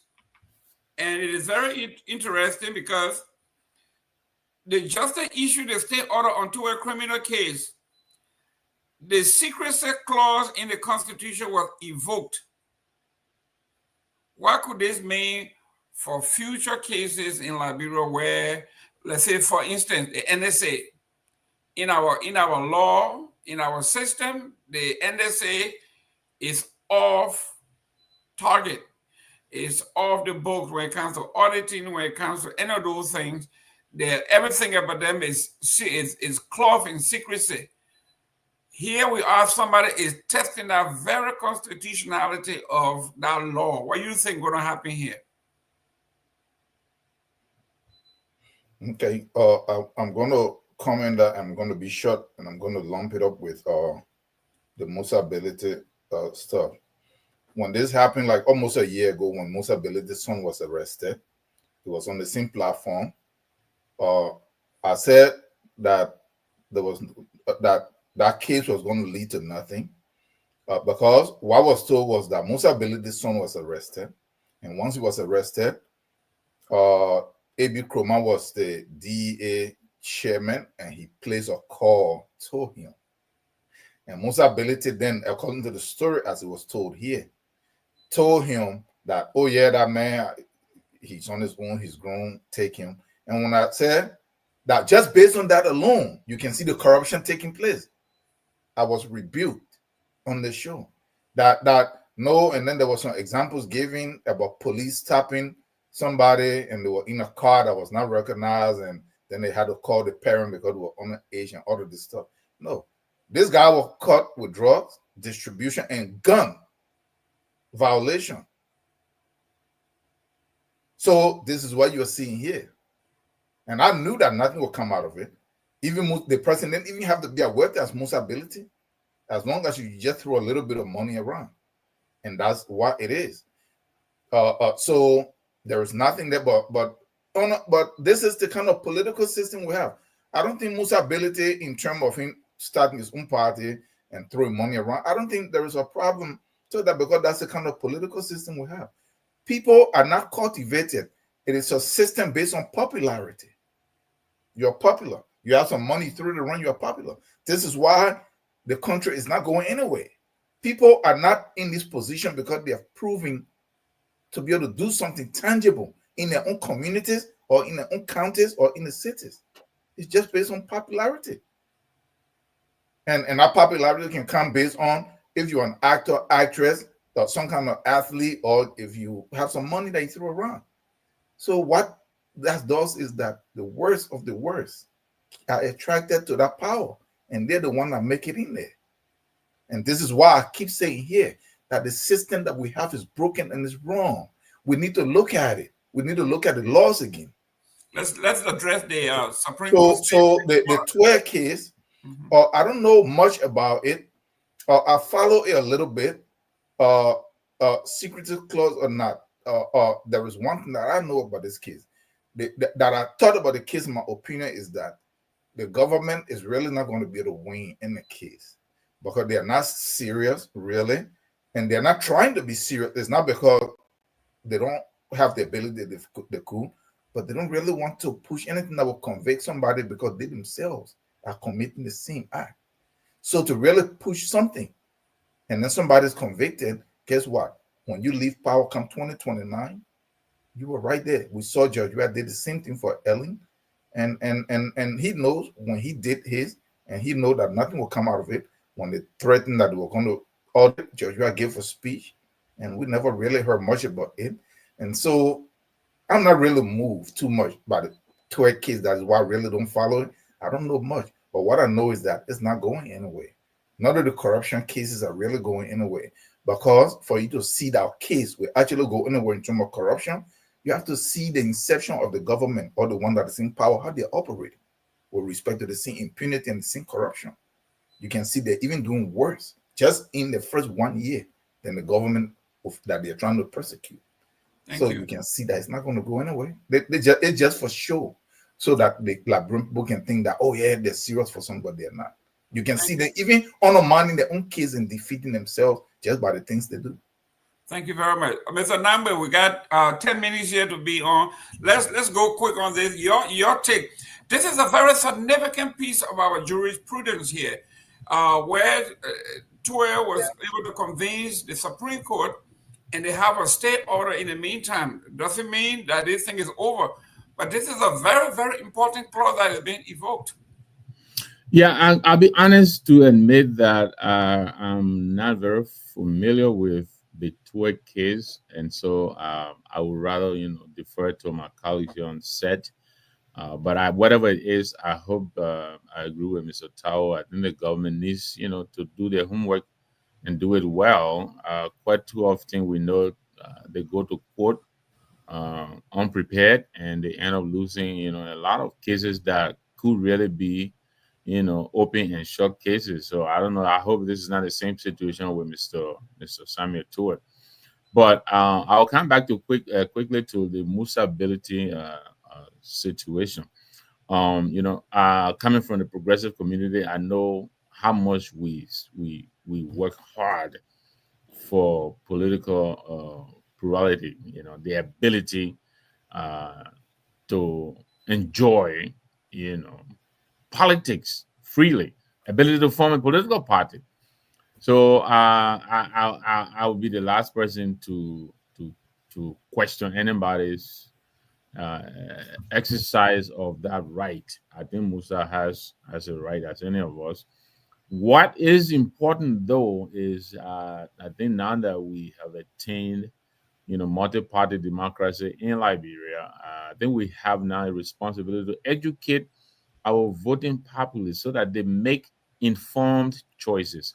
Yeah, if the character is flawed and they come in a political space, I think the voting electorate should be capable enough to reject them. I don't see any other way, that can happen. So I think that's where I think we need to now redirect our energy, educating our voters so that they know, you know, how to make the choices. So I think Mr. Ability has a right to organize his party, whatever it is. We can be the ones to judge him. You just use your vote and exercise your I think your authority there. Okay, before I go to Honorable Dukley here, real quick, is are we having another Dillon movement here where the opportunity existed in all forms, and he took advantage of it, and he went in there knowing who he is now, basically on white ballot landslide. Is Musa Benedict seeing the discord here in every sphere of Liberian politics and finding it with little resources and the noise that he's about to slide in here as the kingmaker? Are you asking me? Yes. I think yes. I think to a large extent, yes. I've watched Musa. Yeah, I haven't watched him too long, but the short period of time that I have watched him, he seems very calculated. He seems to know how and when to go after what he wants. I think he's sensing the discord right now. Look, right now, Musa Nimba is up for grabs with the departure of Prince Johnson. And there's a lot of joking as to who the next, godfather or godmother of Nimba is going to be. I think he sees an opening there. Then there is the whole fracas in the House of Representatives. I think he sees an opening there as well. And then nationally, there is the performance of this current government. I think making George Weah and his derelict, incompetent bunch who you support, Jerome, is making them to look like angels. And the This man you government. supported, you brought into take Jovia is worse. Mr. Dugley, Honorable Dugley, here we are talking about our judicial system here. The Supreme Court have put a stay order on, whenever the Unity Party is in trouble, you just go after this is their default opposition. Grab any opposition and just put them in jail, and the people start clapping and say he's fighting corruption. And now here we are. The thing is that, like Samuel Tuer was saying, they accused me of stealing 16 billion. But the court document says $500,000.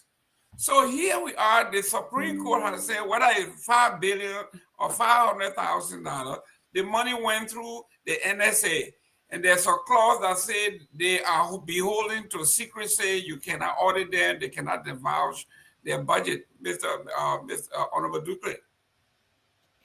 Yeah, I read it and I saw that they've issued a stay order, but the stay order is temporary, pending some issues to be resolved.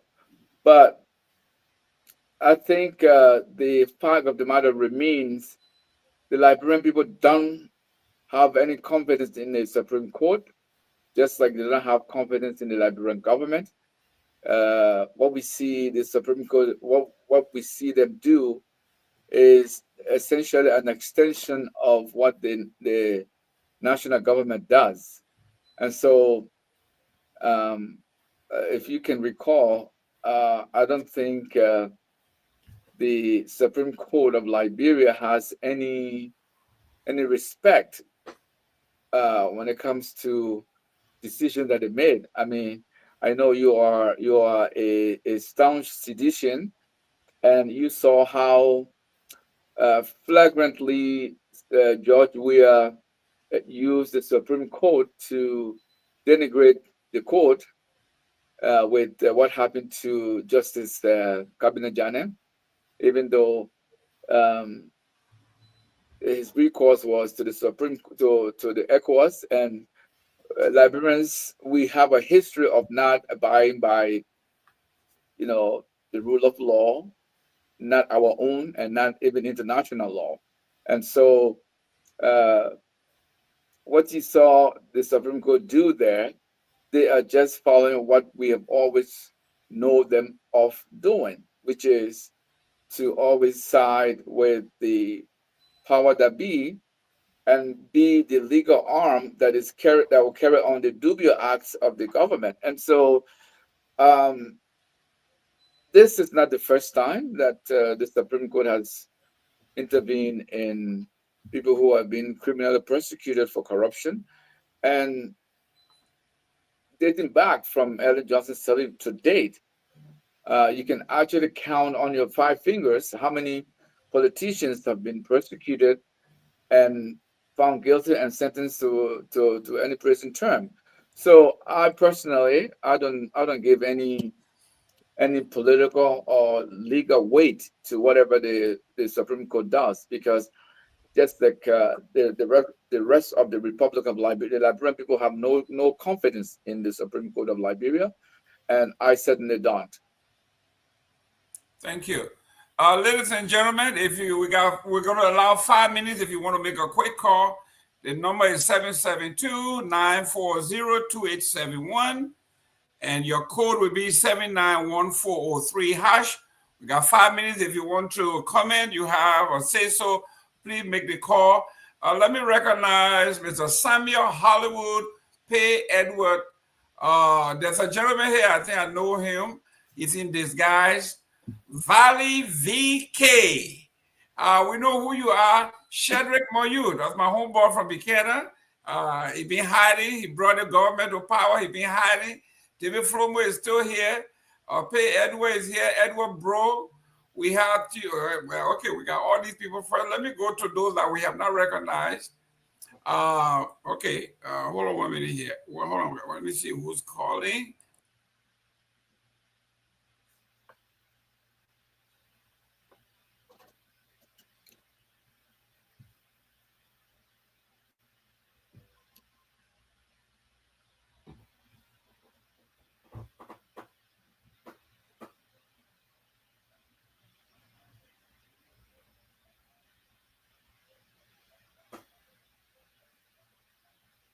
Wanted to express my view regarding the issue. Please speak a little louder. Your name and where you calling from? This is James Laster from Baltimore, calling from Baltimore. Go ahead. Okay, thank you. So I want to speak to the issue at the legislature. I'm sorry. Look, Jerome, there's an issue here.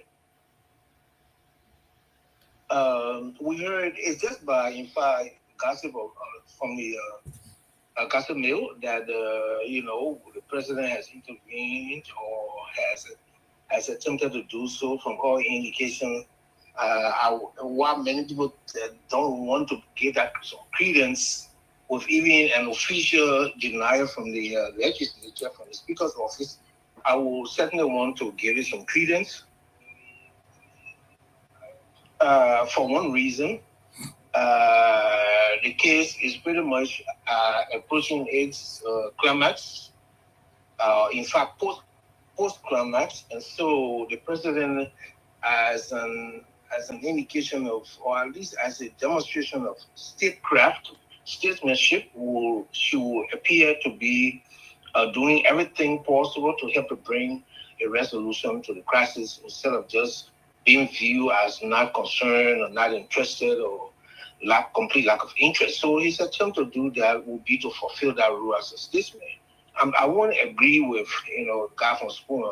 The guy, I don't want to call his name on the show, but that guy is so discredited. On that platform, he using it for. Come on, Mr. Laza, you were singing in Met Prisons just a few months ago. Man. Come on, man. You know what I'm talking about? I'm talking about. No, Vic, I don't think he's right. I'm talking about the guy with it. Let me call his name. I'm talking about Spoon. I've never heard a praising Spoon before. I think he is discredited. He lies the whole day on his show. He says one thing, Anybody can make error, but he says one thing one day, the next day when he's proven wrong, he doesn't care to come back to make accountability, clarification, nothing, disclosure, disclaimer, nothing. So I believe, it's a whole different thing, but it's impossible for the Supreme Court to want to do anything differently than what they did. The Supreme Court ruled that the two settings were wrong, and they described which setting was right. The setting that was right is the one that is now there. And they don't have the power to compel the guys to do anything, and they cannot disgrace themselves. What I know at this point in time is that a good number of the judges are self-interested, they are compromised, and you can't doubt that they could come and say something that will cause some confusion, but it won't go anywhere. That would be the worst case scenario. Other than that, nothing can change the status quo. We are moving ahead. At this current moment, there are legislators from Ghana and Sierra Leone arriving in Liberia who themselves, just by the end of the year, this one year, were able to remove their speakers. There were no fighting, there were no burning of buildings. Those guys are coming, they are in Liberia now. Starting tomorrow, they'll be going for reconciliation among the three countries. So we have to move ahead. Those guys have elected as their speaker, they are moving, the country has to move on. COFA will have to accept and succumb, or you have to go on doing what you're doing, but the country has to move forward. I just want to make that point. Thank you. Thank you very much. That is Mr. Jim Lassa, an apologist for this white guy government. At least now he's sounding more diplomatic. He was very, very bombastic. Something is going on that Jim Lassa has moderated. He's now a diplomat. Let me welcome Jam Mabaro here. We got Lawrence Besio. That's my homeboy. He's on a PA. Solomon Bakaris, Roberto Richards. Oh man, you guys are doing well. Mr. Namwe, before we go to this, we're gonna close out here. Anybody else you want to call, we'll bring you on. We got 5 minutes here. Our engineer, please give us to 6:15. There was a development out of Africa, out of Senegal. The young president of Senegal, sent out a bull, told all the ministries and agencies to take down his photograph. He does not want his photograph. He's not a god. He doesn't want anybody worshiping him. He's instructing them, every minister, every agency head, to put the picture of their families, somebody that you can look up to.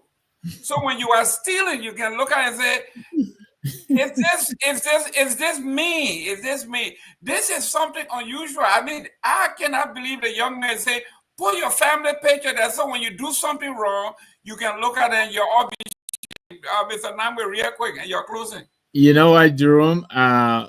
First of all, if he does not turn a good conversation upside down his head before he concludes, then it's not Jim Lassa. You know, he started a very good conversation. For once, I was agreeing with him that I think the president, the news that's coming out, if he's really involved in trying to negotiate an end to this thing, I think it's a good thing. You know, and then he ends up and saying the Supreme Court declared it. You know, where does he get this? I mean, Jimmy, I know you wait too long, you're very smart, but you're really, really doing bad to your character with this whole black eye thing. You got to be able to stand up to this president and tell him when he's right and when he's wrong. I think that is what you have been before all of this came about. You need to go back to that Jimmy Lassa that I knew from your days. You be a very, very, truth teller. Don't be like our friend Anthony Kessley. He himself in Monrovia there. He's on Facebook fighting everybody when he should be encouraging this kind of development. He's disparaging this whole news that the president went to negotiate is a lie, and yeah, people are fighting on Facebook. Shameful performance. If the president is finally getting involved in trying to bring this into an end, I think we should encourage it. I agree with you on that. So I want to thank you for that. And I will end by saying, I will encourage you, Jimmy, to take Bwaga photo down and put your family photo also when you come on here and trying to twist the truth and trying to defend the indefensible. Look your family in your eye and say, am I really representing you, family? And if your answer is yes, then continue to talk the way you're talking. If it is no, then knock it off and wake up and smell the coffee and come back to being the James Lasser that we all know. Thank you very much. Have a great day, everyone. Thank you. Honorable Dukley. Yeah, I don't really know what to make of this one. This one is I don't see. Usually, having the president's photo in offices is something that is almost universal. Everybody around the world does it, and I don't see.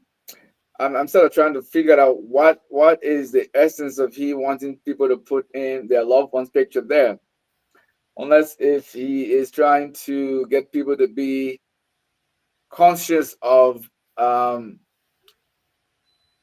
themselves and their service to their country. I don't know, but I mean, it just I think JP is right when he says I think in Liberia we should be we should mandate that people put their relatives and loved ones pictures so that when they are stealing, let them remember that these are the very people that they are stealing from. I think in our case it would be a lot more appropriate than it is in the case of Senegal.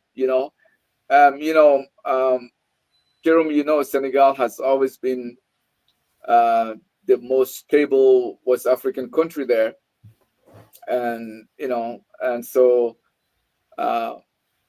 I didn't really follow the story in much detail, so I don't really know what to say. But I think I'm with Jay Victor when he says that we should be the one doing this, and all of the things that we have discussed this evening, right from the VP's visit to the United States, I think I just wanted to echo one other thing that Brother Tawo said, and I think is right in place.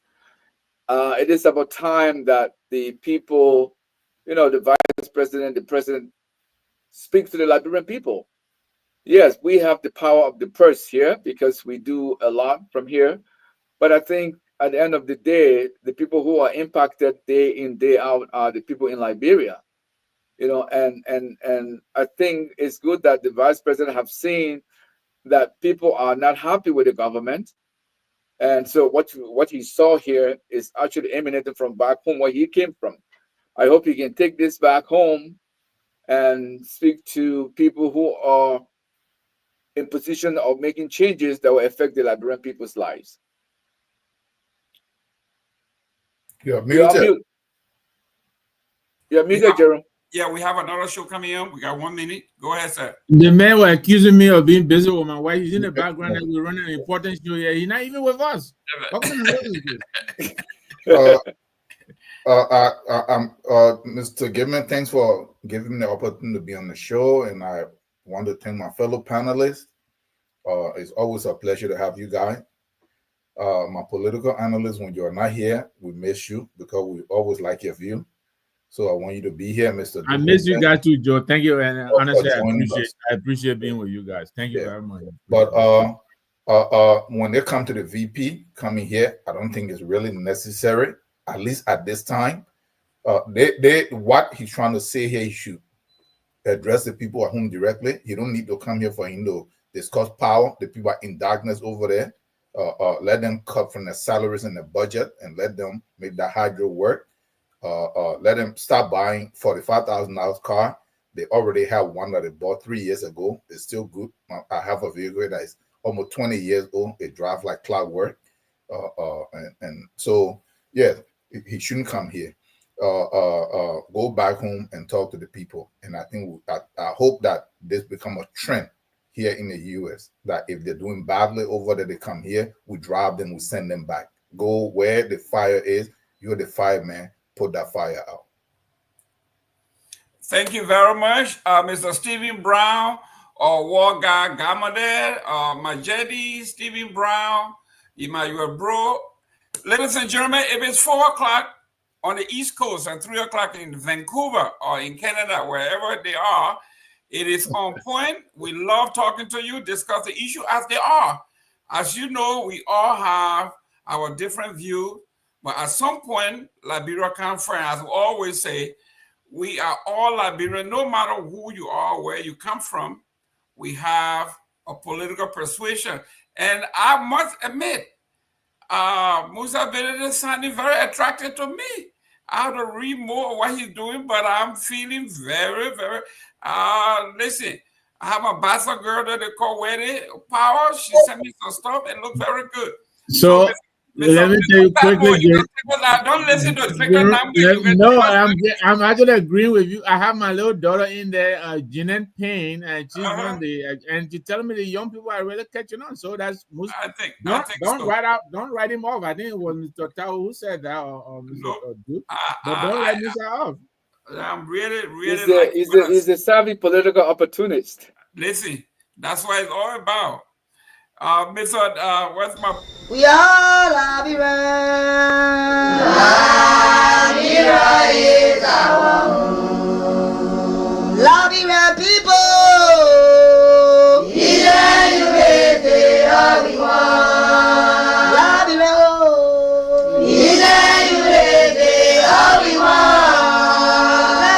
Liberia.